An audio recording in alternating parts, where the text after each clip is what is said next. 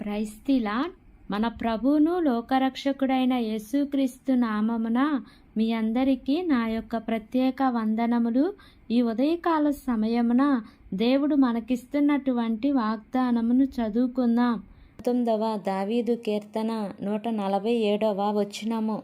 తెల్లవారక మునిపే మొరపెట్టి తిని నీ మాటల మీద నేను ఆశ పెట్టుకొని ఉన్నాను. ఆమేన్. దేవునికే మహిమ కలుగును గాక. ఈ ఉదయకాల సమయంలో దేవాతి దేవుడు ఈ యొక్క వాగ్దానము ద్వారా మనందరితో మాట్లాడుతూ ఉన్నారు.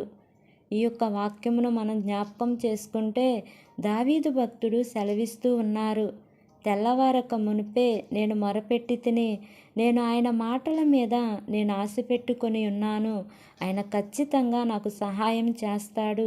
ఆయన నా ప్రార్థన ఆలకించి నా మొర ఆలకించి నాకు ప్రతిఫలం దయచేస్తాడు అని భక్తుడైన దావీదు గారు ఆయన మీద ఆశ పెట్టుకొని ఉన్నాడు.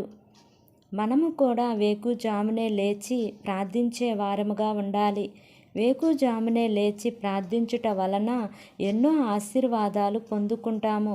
దేవుని యొక్క దీవెనలు పొందుకునే వారముగా ఉంటాం. ప్రభువారు మనకిచ్చిన ఆరోగ్యమును బట్టి, ఆయన మనకిచ్చిన ఆయుష్ను బట్టి, ఆయన మనకు అనుగ్రహించిన కుటుంబాన్ని బట్టి, ఆయన మనకిచ్చిన సమస్తాన్ని బట్టి ఆయనకి ఎప్పుడు కూడా కృతజ్ఞతాస్తుతులు చెల్లించే వారంగా ఉండాలి. ఉదయకాల సమయంలో మనం ఎప్పుడైతే లేచి ప్రార్థన చేస్తామో మన ప్రార్థనను దేవదూతలు ఆయన సన్నిధికి తీసుకుని వెళ్తాయి. కాబట్టి మనమందరము కూడా వేకుజామునే లేచి ప్రార్థన చేసే వారముగా ఉండాలి. కొర్నేలు కూడా ప్రార్థన చేస్తూ ఉండగా అతని వద్దకు దేవదూత వచ్చి, కొర్నేలి, నీవు భయపడకు, నీ ప్రార్థనలు నీ ధర్మకార్యములు దేవుని సన్నిధికి జ్ఞాపకార్థంగా చేరినవి అని దేవదూత కొర్నేలుతో చెప్పింది. మరి మనం కూడా వేకుజామునే లేచి ఆయన సన్నిధిలో మొరపెడితే మన ప్రార్థనకు దేవుడు జవాబిస్తారు. ప్రభువారు ఖచ్చితంగా మన ప్రార్థనకు జవాబిచ్చి తన కృపతో నింపే దేవుడు. కాబట్టి మనమందరము కూడా వేకుజామునే లేచి ప్రభు సన్నిధిలో మొరపెట్టే వారముగా ఉండాలి. ఆయన మన ఎడల చేసిన కార్యములను బట్టి, ఆయన మన ఎడల జరిగించిన ఆశ్చర్య కార్యములను బట్టి మనం ఎప్పుడూ కూడా కృతజ్ఞతాస్తుతులు చెల్లించే వారముగా ఉండాలి. ఈ ఉదయకాల సమయంలో ఈ యొక్క వాక్యము వింటున్న ప్రియ సహోదరి సహోదరుడా, మరి మనం కూడా దావీదు భక్తుడిలాగా ఉదయకాల ప్రార్థనలో దేవుణ్ణి వెతికితే ఖచ్చితంగా ఆయన మన జీవితాలలో మనకు అడ్డుగా ఉన్న ప్రతి అడ్డుగోడలను తొలగించి మన సమస్యల నుండి మనల్ని విడిపించి మన జీవితాలలో ఆయన కార్యములు జరిగిస్తారు. మనము ప్రార్థించకుండా సోమరులుగా ఉంటే దరిద్రత మన దగ్గరకు వస్తుంది. సోమరితనాన్ని విడిచిపెట్టి ఉదయకాలమునే లేచి వేకుజామున ఆయన సన్నిధిలో ప్రార్థించే ఆ ప్రార్థన దేవుడు ఖచ్చితంగా ఆలకిస్తాడు.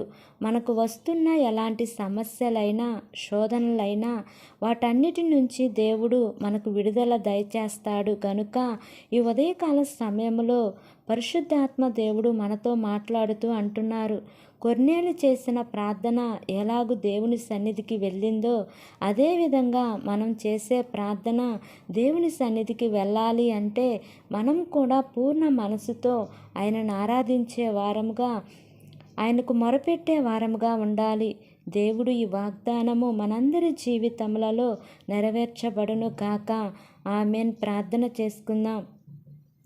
ప్రేమ కలిగిన యేసయ్య, కృప కలిగిన దేవా, నీకు వందనాలు తండ్రి, నీకు స్తోత్రములు ప్రభా. ఈ ఉదయకాల సమయంలో మీరు మాకు ఇచ్చిన ఇట్టి వాగ్దానాన్ని బట్టి నీకు వందనాలు ప్రభా. ఉదయకాల సమయమున లేచి ప్రార్థించే అనుభవాన్ని మీరు మాకు దయచేయండి ప్రభా. మాలో ఉన్న సోమరితనాన్ని తీసివేసి మాలో ఉజ్జీవాన్ని నింపి నీలో ఎదిగి నీలో ఫలించున్నట్టు నీ కృపను అనుగ్రహించండి ప్రభా. నీకు స్తోత్రములయ. ఎంతమంది బిడ్డలు ఈ వాక్యమును విని ఈ ప్రార్థనలో ఏకీభవిస్తున్నారో తండ్రి, ప్రతి కుటుంబాన్ని, ప్రతి బిడ్డను మీరు జ్ఞాపకం చేసుకోండి యేసయ్య. బలహీనులు ఉంటే మీరు జ్ఞాపకం చేసుకోండియా. వారికి మంచి ఆరోగ్యాన్ని ఇవ్వమని అడుగుచున్నాను తండ్రి. హాస్పిటల్స్లో ఉన్న వారిని కూడా జ్ఞాపకం చేసుకోండియా. మీరు పరమ వైద్యుడిగా ఉండి వైద్యం చేయమని అడుగుచున్నాను తండ్రి. క్షేమంగా యేసయ్య వారిని ఇంటికి నడిపించమని నిన్ను వేడుకుంటున్నాను ప్రభా. ఆర్థిక ఇబ్బందులతో బాధపడుతూ ఉంటే నాయనా మీరు సహాయపడుతూ రమ్మని అడుగుచున్నాను తండ్రి. చదువుకుంటున్న బిడ్డలను జ్ఞాపకం చేసుకోండి యేసయ్య.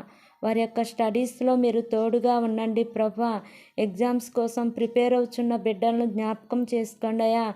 మంచిగా రాసి మంచి రిజల్ట్ను నీ ప్రియ బిడ్డలకు మీరు అనుగ్రహించమని అడుగుచున్నాను తండ్రి. ఉద్యోగాల కోసం ఎదురు చూస్తున్న బిడ్డలను జ్ఞాపకం చేసుకోండి యేసయ్య. వారి యొక్క చదువుకు తగినట్లుగా వారి ఉద్యోగము పొందుకుంటానికి కృప చూపించండి తండ్రి. గర్భఫలాల కోసం ఎదురు చూస్తున్న బిడ్డలను జ్ఞాపకం చేసుకోండి యేసయ్య.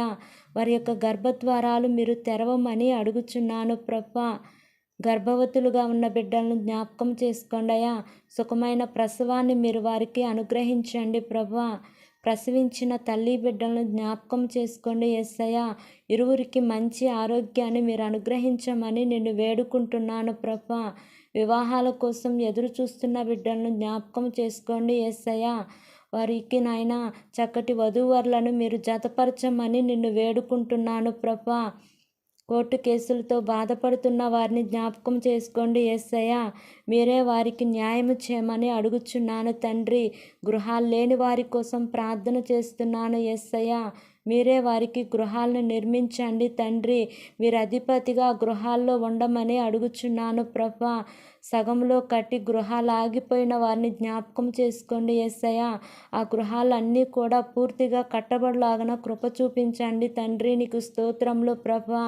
మా ప్రార్థనలు ఆలకించండి యేసయ్య.